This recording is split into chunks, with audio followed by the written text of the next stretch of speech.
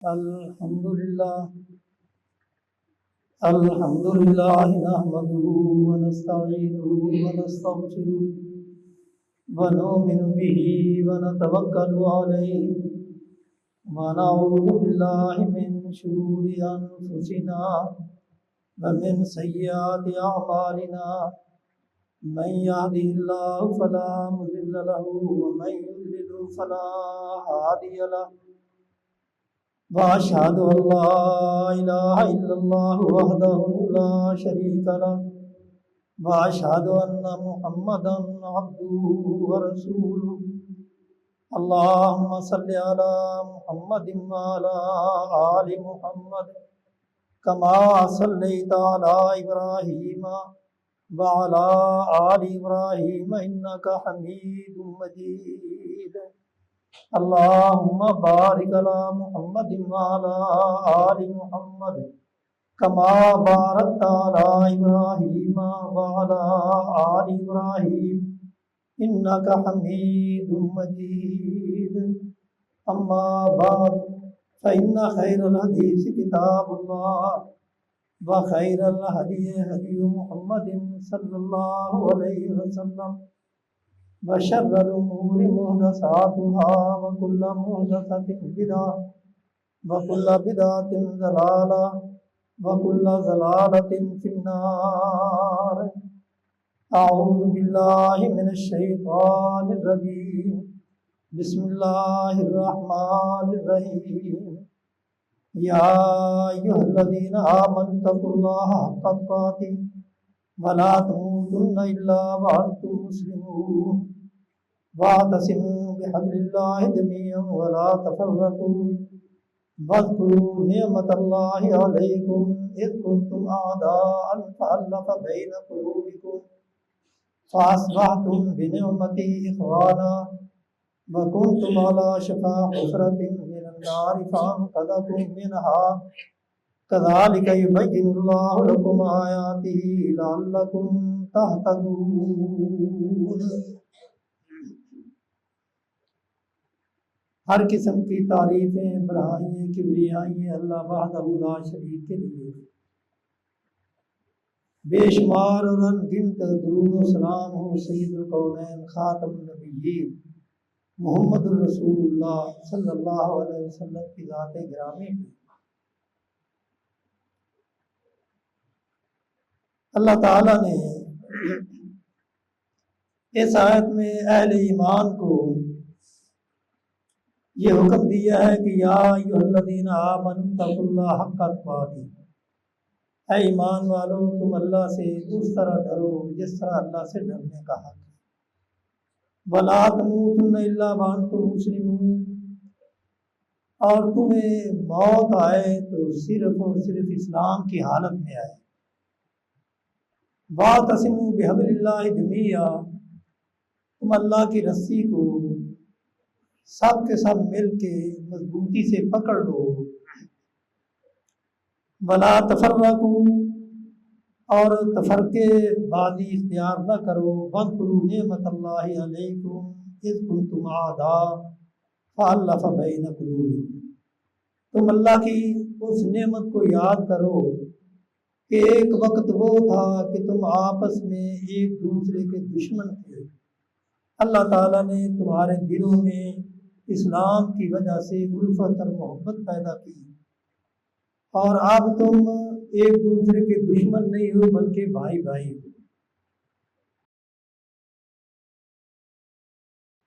وَكُنْتُمْ عَلَىٰ شَفَا حُفْرَةٍ مِّنَ النَّارِ، اور ایک وقت وہ تھا کہ تم جہنم کی آگ کے کنارے پر کھڑے تھے، اللہ تعالیٰ نے تمہیں اپنے فضل سے اس سے بچا لیا۔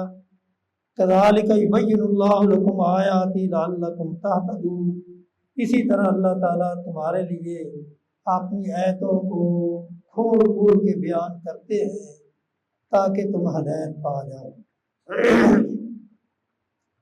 اللہ تعالیٰ نے اس میں اہل ایمان کو تقوی اختیار کرنے کا حکم دیا ہے، ڈرنے کا حکم دیا ہے، اور تقوی یہ ہے کہ انسان اللہ اور اس کے رسول کی تابعداری کرے، اتباع کرے، اللہ کے احکامات پہ عمل کرے اور اللہ کے احکام کی خلاف ورزی نہ کرے۔ اور دوسرا تقویٰ یہ ہے کہ مسلمان جس طرح اسلام نے ان کے دلوں میں الفت اور محبت پیدا کی، تو ان کو اسی طرح الفت اور محبت سے رہنا چاہیے اور ایک دوسرے کے انسانی حقوق کا اور اسلامی حقوق کا خیال رکھنا چاہیے۔ کوئی انسان ہونے کے ناطے سے کسی دوسرے کا حق غصب نہ کرے، دوسرے کے حق کو تلف نہ کرے، جو کسی کا حق ہے وہ اسے دیا جائے۔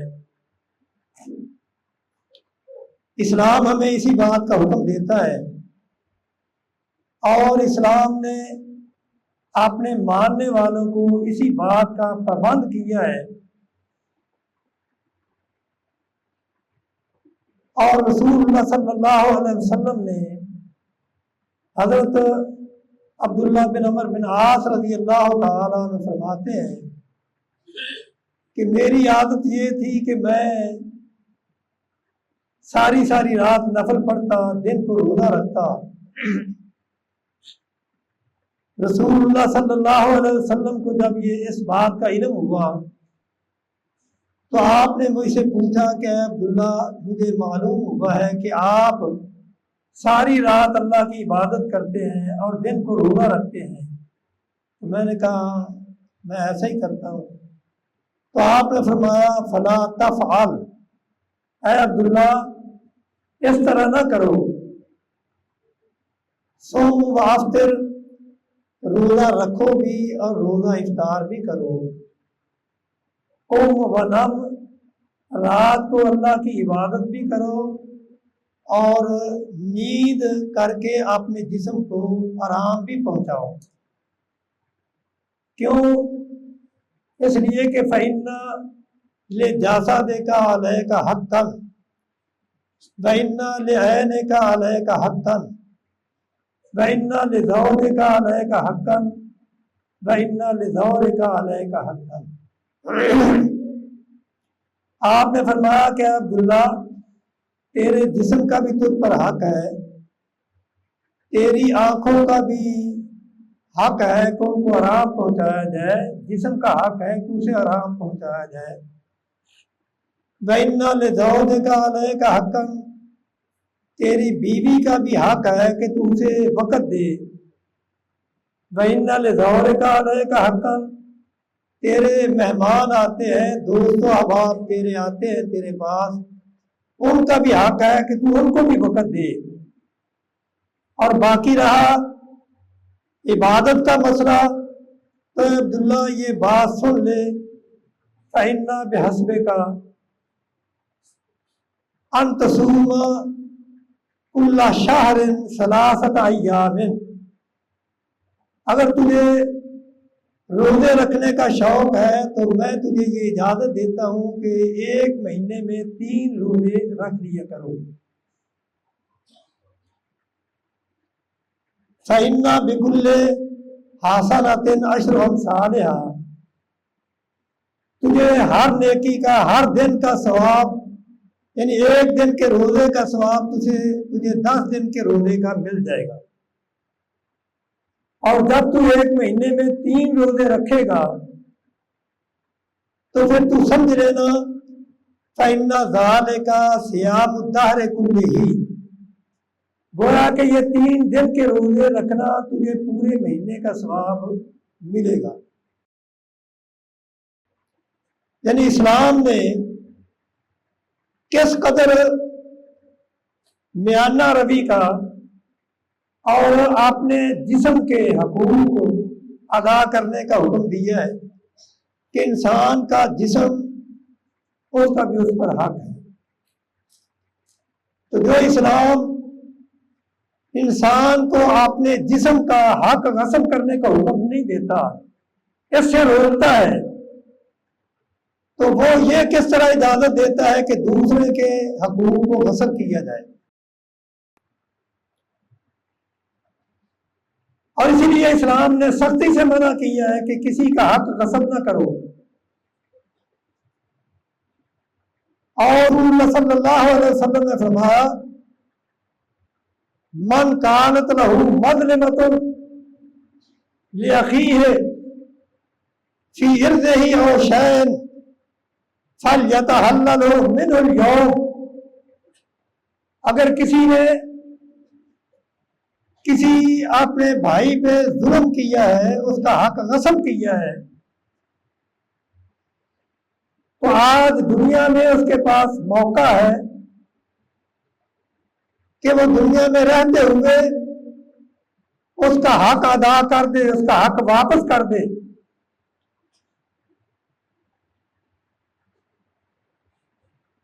قبل اللہ یکون دینار ولا درہم، وہ دن آنے سے پہلے کہ اس دن نہ تیرے پاس کوئی درہم ہوگا نہ کوئی دینار ہوگا.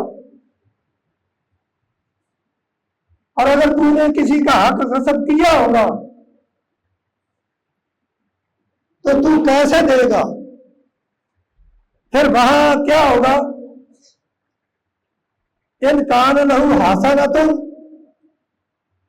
یا ان کان لہو عمل صالح،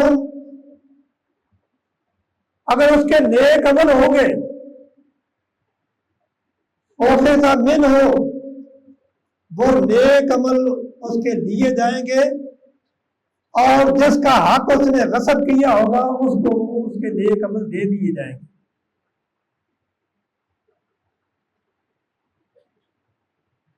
فَإِن لَّمْ يَكُن لَّهُ حَسَنَاتٌ، اگر اس کی نیکیاں نہیں ہوگی تو پھر کیا ہوگا؟ اُخِذَ مِن سَیِّئَاتِ صَاحِبِہ، پھر جس کا اس نے حق غصب کیا ہوگا اس کے گناہ لیے جائیں گے. فَحُمِلَ عَلَیہ، اس کے گناہ لے کے اس کے اوپر ڈال دیے جائیں گے. گویا کہ انسان اگر کسی کا دنیا میں حق غصب کرتا ہے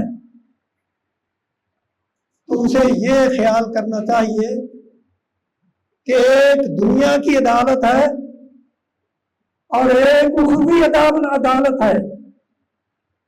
دنیا کی عدالت میں ہو سکتا ہے کہ وہ سفارش کے ذریعے یا رشوت کے ذریعے اپنے حق میں فیصلہ کروا لے، یا دھوس اور دھاندلی کے ذریعے وہ اپنے دباؤ کے ذریعے اپنے حق میں فیصلہ کروا لے. لیکن ہر انسان کو یاد رکھنا چاہیے کہ ایک عدالت وہ بھی ہے جس عدالت نے یہ اعلان کیا ہے وَاتَّقُوا يَوْمًا لَا تَجْزِي نَفْسٌ عَن نَفْسٍ شَيْئًا وَلَا يُقْبَلُ مِنْهَا شَفَاعَةٌ وَلَا يُؤْخَذُ مِنْهَا عَدْلٌ وَلَا هُمْ يُنصَرُونَ. تم اس دن سے ڈرو، اس عدالت سے ڈرو جہاں نہ سفارش کام آئے گی، نہ دھوس اور دھاندلی کو کام آئے گی، نہ کسی قسم کا کوئی دباؤ کام آئے گا، نہ رشوت کام آئے گی. وہاں ہوگا تو صرف اور صرف عدل ہوگا. اور وہ عدل بھی کیسا ہوگا؟ اگر کسی نے کسی کے اوپر ذرہ بھر بھی ظلم کیا ہو یا کسی کا حق چھینا ہوگا تو وہ حق اس کا دلوایا جائے گا. وہاں پھر نہ اس کے پاس جس نے کسی کا پلاٹ چھینا ہوگا، نہ اس کے پاس وہاں زمین ہوگی، جس نے کسی کے پیسے دبائے ہوں گے وہاں اس کے پاس درہم و دینار بھی نہیں ہوگا. وہاں آ جا کے ہوگی تو نیکی ہوگی.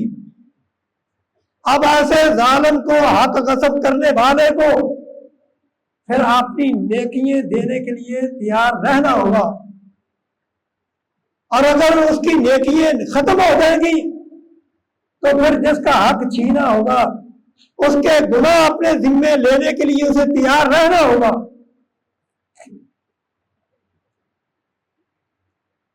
اور اسی لیے رسول اللہ صلی اللہ علیہ وسلم نے فرمایا کہ اے لوگوں اس بات کو اچھی طرح یاد رکھو، لَتُؤَدَّنَّ الْحُقُوقَ إِلَىٰ أَهْلِهَا یوم القیامہ، قیامت کے دن ہر حق والے کو اس کا حق دلایا جائے گا، مل کے رہے گا. اور آپ نے فرمایا حتیٰ یقادا من الشاۃ الجلجائے من الشاۃ القرنائے، حتیٰ کہ اگر کسی سینگوں والی بکری نے بغیر سینگوں والی بکری کو سینگوں سے مارا ہوگا تو اس بکری سے بھی بدلہ لیا جائے گا. جس کے سینگ نہیں ہوں گے اس کو سینگ دیے جائیں گے اور اسے یہ حکم ہوگا کہ تو اپنا بدلہ اس بکری سے لے.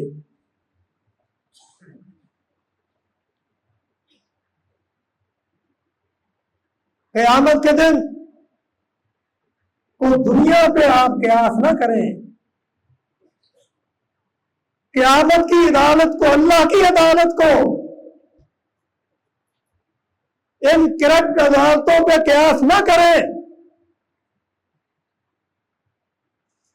وہاں انصاف ہوگا، وہاں ہر حق والے کو اس کا حق دلایا جائے گا اور ہر مجرم کو اس کی سزا، اس کے جرم کی سزا مل کے رہے گی.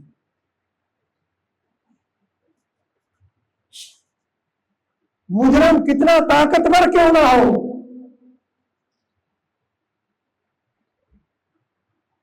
لیکن اللہ کی طاقت کے سامنے کسی مجرم کی کوئی طاقت نہیں ہوگی. اور اللہ تعالیٰ اس دن یہ پوچھیں گے این الجبارون این المتکبرون لمن الملک اليوم، دنیا میں جبر کرنے والے، دنیا میں زبردستی کرنے والے، دنیا میں تکبر کرنے والے وہ کہاں ہیں؟ وہاں پھر ان کو کسی بل میں چھپنے کی جگہ نہیں ملے گی، موقع نہیں ملے گا. کسی طاقتور کا سہارا ان کو نہیں ملے گا، کیونکہ اللہ تعالیٰ جب زمین کو پکڑ کے اسے ہلائیں گے اور پوچھیں گے لمن الملک اليوم، آج بتاؤ کس کی بادشاہی ہے، کس کی حکومت ہے، کس کی عدالت ہے. تو اس وقت بڑے سے بڑے ظالم اور بڑے سے بڑے جابر وہ یہ کہیں گے للہ الواحد القہار، آج اگر عدالت ہے، آج اگر حکم چلنا ہے تو وہ صرف اور صرف اللہ کا حکم چلنا ہے. اس لیے دنیا میں کمزور لوگوں کے حقوق چھیننے والوں اور عدالتوں میں بیٹھے ہوئے حکمرانوں اور عدالتوں میں بیٹھ کے اختیارات کو اپنے ہاتھ میں لے کے اپنی مرضی سے ان کو استعمال کرنے والوں، اس اللہ کی عدالت کو بھی یاد رکھو.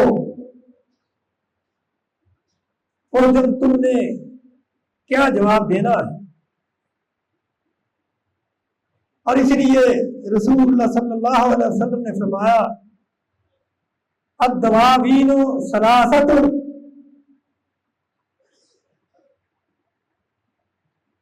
یہ جو اعمال کے دفتر ہوں گے یہ 3 قسم کے ہوں گے.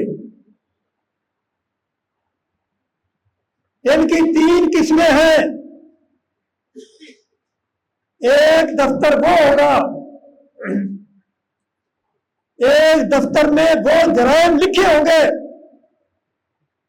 جن کے بارے میں اللہ تعالیٰ فرماتے ہیں دیوان الاشراک باللہ، ایک گناہوں کا دفتر وہ ان لوگوں کا ہوگا جنہوں نے اللہ کے ساتھ شرک کیا ہوگا۔ یقول اللہ عز وجل ان اللہ لا یغفر ان یشرک بہ ویغفر ما دون ذلک لمن یشاء۔ اللہ تعالیٰ اعلان کرتے ہیں کہ اے لوگوں اس بات کو اچھی طرح سن لو کہ اگر تم اپنے گناہوں کے دفتر میں شرک لے کے آئے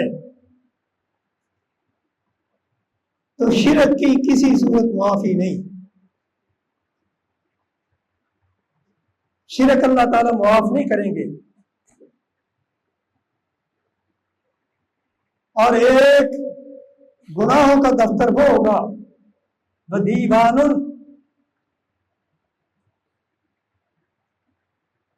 ایک دفتر وہ ہوگا کہ جس میں ظلم العباد فیما بینہم، انسانوں نے انسانوں پر ظلم کیا ہوگا۔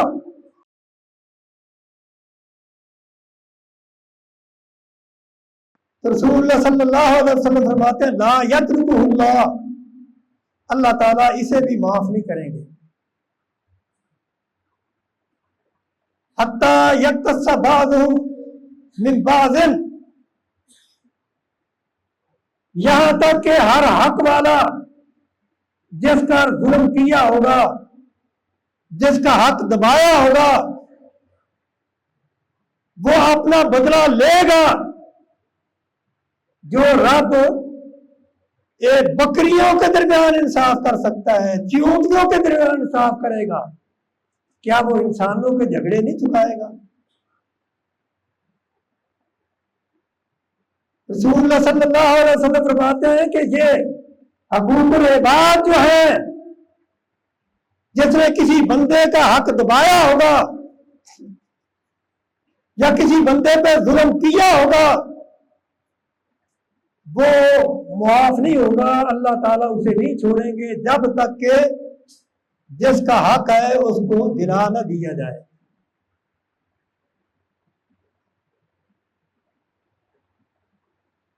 اور ایک دفتر ان گناہوں کا ہوگا بدیوان ظلم العباد فیما بینہم و بین اللہ، جس میں لوگوں نے اللہ کے حق ادا کرنے میں غفلت کی ہوگی، اللہ کی نافرمانیاں کی ہوگی، تو اس کے بارے میں رسول اللہ صلی اللہ علیہ وسلم فرماتے ہیں یہ اللہ کے اختیار میں ہے، اللہ تعالی جسے چاہے گا وہ معاف کر دے گا، وَإِنْ شَاءَ عَذَّبَهُ، اگر چاہے تو اس کو عذاب دے، وَإِنْ شَاءَ تَجَاوَزَ عَنْهُ، اور اگر چاہے تو اس سے درگزر کرے۔ لیکن حقوق العباد کے بارے میں رسول اللہ صلی اللہ علیہ وسلم نے فرمایا کہ یہ معاف نہیں ہوں گے، جیسا کہ ایک مشہور حدیث ہے، رسول اللہ صلی اللہ علیہ وسلم نے صحابہ سے پوچھا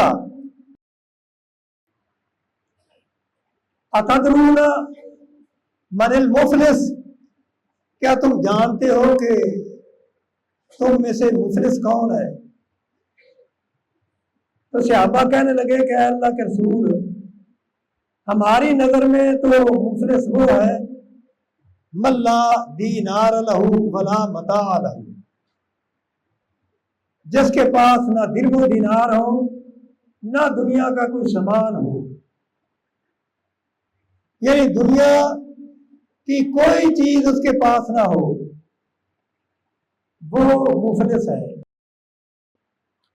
تو رسول اللہ صلی اللہ علیہ وسلم نے فرمایا کہ یہ مفلس نہیں، حقیقی مفلس وہ ہے من یاتی یوم القیامت بصلاۃ و صیام و زکات، یعنی قیامت کے دن وہ ہر قسم کی نیکی لے کے آئے، قیامت کے دن ہر قسم کی نیکی لے کے آئے، لیکن پھر وہ لوگ بھی آئے جن کا حق اس نے دبایا ہوگا، جن کے اوپر ظلم کیا ہوگا، فیاتی قد شاتم ھذا وقذف ھذا واکل مال ھذا وسفک دم ھذا وضرب ھذا۔ آپ فرماتے ہیں کہ یہ اپنی نمازیں، روزے اور زکاتیں لے کے آئے گا اور بہت سی نیکیاں لے کے آئے گا، لیکن پھر وہ لوگ بھی آ جائیں گے جن کو دنیا میں اس نے گالی دی ہوگی، یا کسی کے اوپر بہتان لگایا ہوگا، یا کسی کا مال چھین لیا ہوگا، یا کسی کے پلاٹ پہ قبضہ کر لیا ہوگا،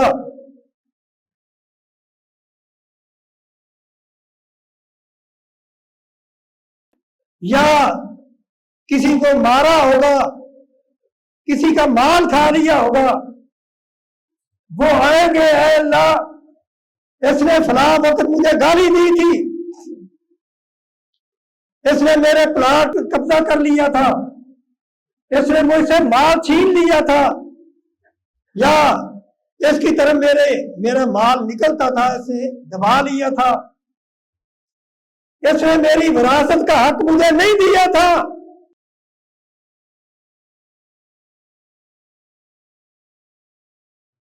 صاحب اس کے پاس دینے کے لیے تو کچھ نہیں ہوگا، اب وہاں نیکیاں ہوگی۔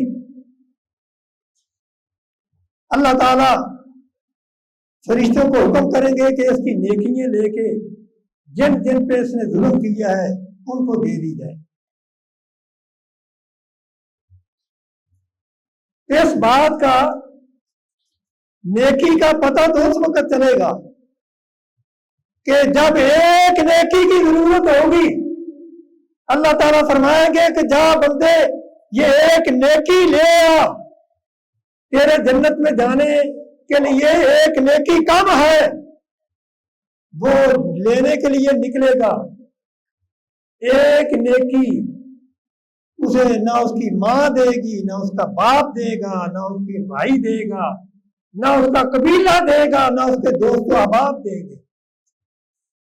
تو ایسے وقت میں جب اس کی ساری نیکیاں ختم ہو جائیں گی لیکن حق لینے والے ابھی باقی ہیں، تو پھر اللہ تعالیٰ فرمائیں گے کہ ان کے گناہ اس کے پلڑے میں ڈال دو۔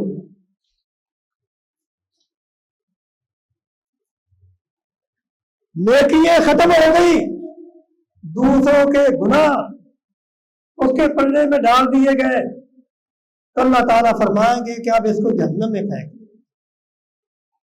اللہ تعالیٰ ہمیں محفوظ رکھے۔ تو بھائیوں، معاملہ بڑا گمبھیر ہے، بڑا سخت ہے، اور رسول اللہ صلی اللہ علیہ وسلم نے فرمایا وَمَن يَغْلُلْ يَأْتِ بِمَا غَلَّ يَوْمَ الْقِيَامَةِ ثُمَّ تُوَفَّىٰ كُلُّ نَفْسٍ بِمَا كَسَبَتْ وَهُمْ لَا يُظْلَمُونَ۔ اور ظلم کرنے والے وہ اس بات کو یاد رکھے، اگر کسی نے کسی کا حق دبایا ہوگا تو قیامت کے دن وہ اپنے سر پہ اٹھایا ہوا آئے گا۔ رسول اللہ صلی اللہ علیہ وسلم فرماتے ہیں کہ لوگوں، میں قیامت کے دن تم میں سے کسی کو نہ پاؤں کہ وہ اپنی گردن پہ اونٹ کو اٹھائے ہوئے آئے اور اونٹ آواز نکال رہا ہو، چوری کا اونٹ ہو، غصب کا اونٹ ہو، یا مال غنیمت سے اس نے چرایا ہوا ہو، تو وہ آئے اور اپنی گردن پہ اٹھا کے لے کے آئے اور پھر میرے پاس آئے، آ کے کہے گیا اللہ کے رسول آپ میری سفارش کریں، تو میں کہہ دوں گا لا املک لک من اللہ شیئا، آج میں تمہیں کوئی فائدہ نہیں پہنچا سکتا کیونکہ میں نے دنیا میں تجھے اللہ کا حکم پہنچا دیا تھا. اور کوئی ایسا آدمی نہ آئے کہ اپنی گردن پہ وہ گھوڑا اٹھائے ہوئے آئے یا اپنی گردن پہ بکری اٹھائے ہوئے آئے یا اپنی گردن پہ کسی انسان کو اٹھائے ہوئے آئے اور پھر مجھے کہا کہ اللہ کے رسول میری مدد کیجیے، میری سفارش کیجیے، کیونکہ قیامت کے دن حقوق العباد جو ہے وہ معاف نہیں ہوں گے. آپ نے فرمایا کہ قیامت کے دن شہید بھی اگر آیا اور اس کے ذمے حقوق العباد ہوئے تو وہ بھی معاف نہیں کیے جائیں گے. ایک غلام کے بارے میں جو جنگ میں شہید ہوا تھا، آپ نے فرمایا کہ میں دیکھ رہا ہوں ان شملت التی، وہ چادر جو اس نے مال غنیمت میں سے لی تھی تقسیم سے پہلے، میں دیکھ رہا ہوں کہ وہ چادر اس کے جسم پہ لپٹی ہوئی ہے اور آگ جل رہی ہے. حالانکہ صحابہ نے یہ کہا تھا کہ اے اللہ کے نبی اس کو شہادت مبارک ہو. آپ نے فرمایا کہ تم اس کی شہادت کی مبارک دیتے ہو، میں دیکھ رہا ہوں کہ یہ جہنم کی آگ میں جل رہا ہے اس لیے کہ اس نے مال غنیمت میں سے ایک چادر چرائی. حالانکہ مال غنیمت میں تو اس کا بھی حصہ تھا، لیکن تقسیم سے پہلے اسے چونکہ لے لی. تو آج وہ لوگ غور کریں جو کسی کا حق دباتے ہیں، کسی کا مال غصب کرتے ہیں. اور ہمارے ملک میں تو یہ ریت ہے کہ مسجدوں کے پلاٹ ان پہ قبضہ کر لیا جاتا ہے. کسی جماعت نے خریدا ہوتا ہے پیسے دے کے، تو یہ طاقت کے بل بوتے اس پہ قابض ہو جاتے ہیں اور پھر حکومتیں بھی ان کی سپورٹ کرتی ہیں اس لیے کہ ان کی اکثریت ہے. میں حقوق العباد کے سلسلے میں ہی یہ بات حکمرانوں کو بتا دینا چاہتا ہوں کہ رسول اللہ صلی اللہ علیہ وسلم نے فرمایا الامام الرائن علی رعیتہ، امام وہ ذمہ دار ہے اپنی رعایا کا. اگر وہ انصاف نہیں کرے گا، حق والے کو حق نہیں دلائے گا، تو قیامت کے دن اسے جواب دینا ہوگا. اور آج جس طرح غزہ کے مسلمان ان پہ ظلم ڈھایا جا رہا ہے اور اللہ تعالی نے فرمایا کہ یہ مسلمانوں کی ذمہ داری ہے کہ ان کی مدد کو پہنچے. رسول اللہ صلی اللہ علیہ وسلم نے فرمایا کہ مسلمان مومن وہ سارے ایک جسم کی مانند ہیں. اگر جسم کے ایک حصے کو تکلیف پہنچتی ہے تو تمام حصے کو، تمام جسم جو ہے وہ تکلیف محسوس کرتا ہے. کیا آج ہم غزہ والوں کی تکلیف محسوس کر رہے ہیں؟ اگر ان کی تکلیف محسوس کرتے تو یہ ہمارے پنجاب میں جو میلے منائے جا رہے ہیں، کلچر منایا جا رہا ہے، لٹیے بھنگڑے ڈالے جا رہے ہیں، کیا ایسا ہوتا؟ وہاں ہمارے بھائی اور بیٹے اور بچیاں اور بہنیں ان کو کس طرح ذبح کیا جا رہا ہے، کس طرح پلاسٹک میں بند کر کے ان کو اوپر لٹایا جاتا ہے، کس طرح وہ تڑپ تڑپ کے اپنی جانیں دے رہے ہیں. اور یہاں خوشیاں منائی جا رہی ہیں، یہاں پنجاب کا کلچر بنایا جا رہا ہے. یاد رکھو قیامت کے دن اللہ کے سامنے کیا جواب دو گے. اور اسی طرح میں جو اہل حدیث پہ ظلم ہوتا ہے اس کا بھی آج تذکرہ کرنا چاہتا ہوں کہ بریلوی ہم یہ نہیں کہتے بھی وہ مسجد نہ بنائے، ہم کہتے بنائے۔ بریلوی جہاں چاہتا ہے مسجد بنائے، دیوبندی جہاں چاہتا ہے مسجد بنائے، کوئی رکاوٹ نہیں۔ ہم یہ کہتے ہیں کہ اہل حدیث جب مسجد بنائے تو وہاں رکاوٹ کیوں کھڑی کی جاتی ہے؟ کیا اہل حدیث وہ کلمہ گو نہیں ہے؟ کیا وہ اشہد ان لا الہ الا اللہ اشہد ان محمد رسول اللہ نہیں کہتے؟ کیا وہ قرآن پہ ایمان نہیں ہے ان کا؟ کیا اللہ کے رسول پہ ایمان نہیں ہے؟ ہماری اہل حدیث مساجد کو میں کیوں رکاوٹ ڈالی جاتی ہے؟ آج 14 مسجدیں بلکہ 24 مسجدیں لاہور میں وہ اہل حدیث کی بند ہیں، جگہ انہوں نے اپنی خریدی۔ اور ہم یہ بھی مطالبہ کرتے ہیں کہ پاکستان بنانے میں کسی ایک مسلک کا کردار ہے کہ سب کا کردار ہے؟ کیوں جی؟ میں آپ سے پوچھتا ہوں، کیا سب نے پاکستان بنانے میں ہمارے تمام کے بزرگوں نے اب قربانیاں نہیں دی؟ ہمارے خاندان کے 18 افراد شہید ہوئے، اور پتہ نہیں کتنے لوگ ہیں، اور کتنے یہاں مسلمانوں کی لاشیں یہاں ان کو قتل کیا گیا، شہید کیا گیا۔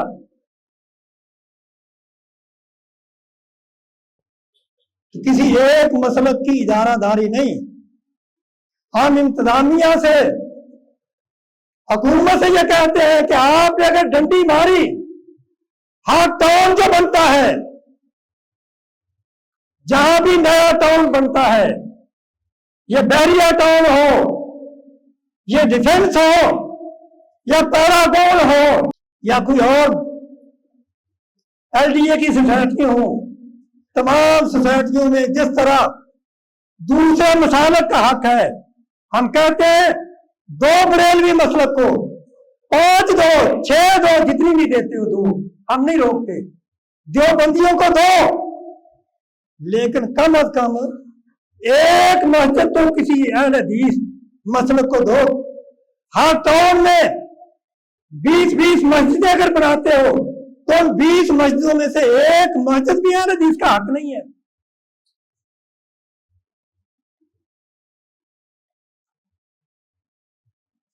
اس لیے یہ ظلم اور یہ زیادتی، یہ ناانصافی نہیں چلے گی۔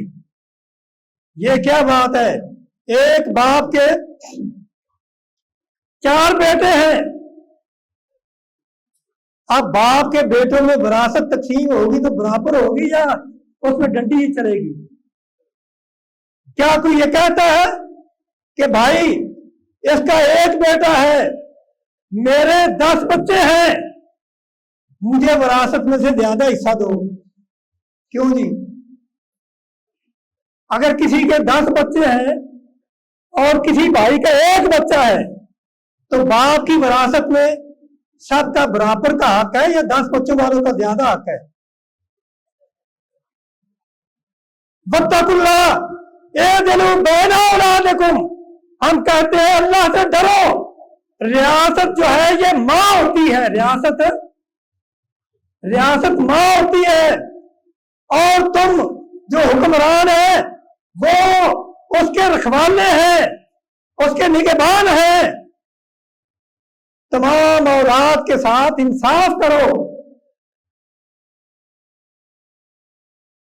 جس طرح یہاں بریلوی کا حق ہے مسجد بنانے کا، جس طرح دیوبندی کا حق ہے مسجد بنانے کا، اس طرح ہم کہتے ہیں اہل حدیث کا بھی حق ہے مسجد بنانے کا۔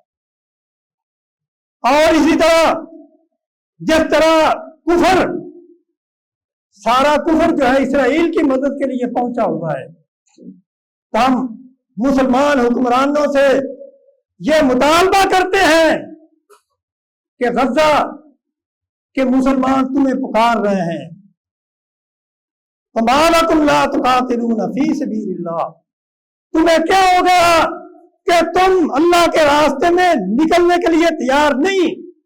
وَالْمُسْتَضْعَفِينَ مِنَ الرِّجَالِ وَالنِّسَاءِ وَالْوِلْدَانِ، حالانکہ کمزور بچے، بوڑھی عورتیں اور بوڑھے مرد تمہیں اپنی مدد کے لیے پکار رہے ہیں، کل قیامت کے دن اللہ کو کیا جواب دو گے؟